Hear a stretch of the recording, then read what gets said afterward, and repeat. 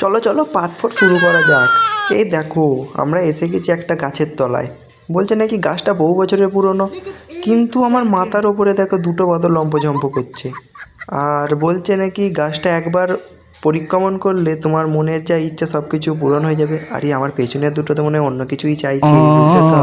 ওরা নিশ্চয়ই বলছে তাতে যেন বিয়ে হয়ে যায়, আমাদের আমাদের আর বিয়ে হবে না। আমিও তাড়াতাড়ি একটু পাক দিয়ে নিলাম, পুরনো দিয়ে দাদুর থেকে একটু শুনে নিলাম কাহিনীটা।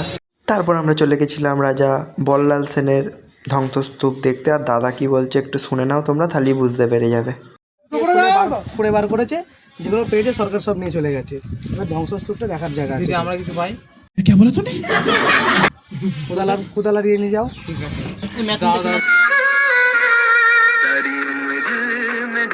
এই নাও বন্ধুরা, তোমাদের জন্য আমি পুরো বোর্ডটাকেই ভিডিও করে নিয়েছি। এইখান থেকে তোমরা সব পড়ে নাও, আর চলো দেখা যাক যে আমরা কিছু খুঁজে পাই কি পাই না।